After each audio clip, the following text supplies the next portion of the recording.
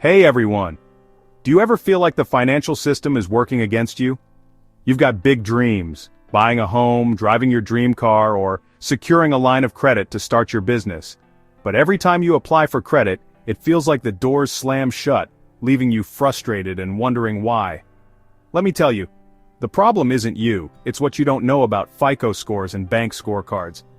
Today I'm here to pull back the curtain and show you exactly how banks decide who gets approved and why understanding the different FICO scoring models, like FICO 5, 8, and 2, can change your financial life forever.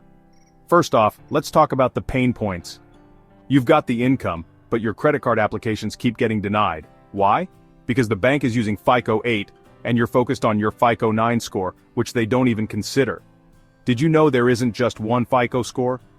In fact, there are multiple versions used for different purposes. FICO 5 for mortgages, FICO 8 for credit cards, and even FICO 2 for auto loans. If you don't know which one they're looking at, how can you improve your chances? Imagine applying for your dream car loan and getting rejected because your FICO 2 score wasn't optimized. All that time and effort wasted, gone in seconds. Now let's break down the different FICO scores. FICO 8 is the most commonly used score for credit card approvals. It places a heavy emphasis on your credit utilization. If your balances are too high, even with perfect payment history, this score can work against you. FICO 5 and FICO 2 are commonly used for mortgage and auto loans. They weigh factors like your older accounts and how long you've had credit. A few late payments from years ago can have a big impact here. Auto lenders often use FICO auto scores, which emphasize your history with car loans and leases. Credit cards? They'll look at how you've managed revolving credit specifically. Banks and lenders don't just look at one score, they use their own scorecards, which are tailored to predict the risk in their specific industries.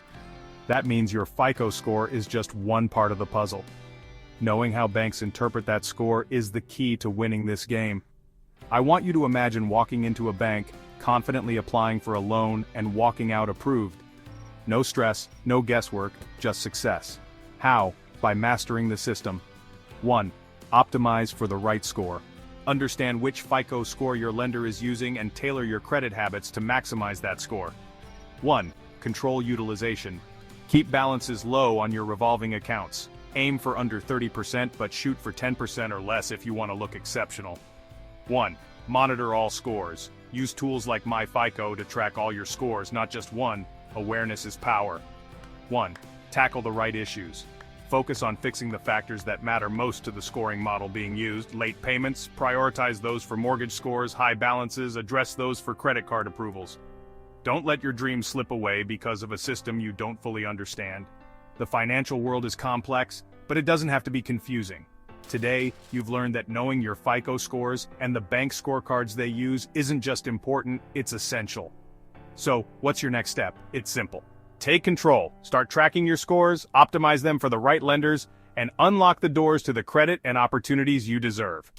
Let me know in the chat. Are you ready to make your FICO work for you instead of against you? Type yes, if you're ready to take control of your financial future.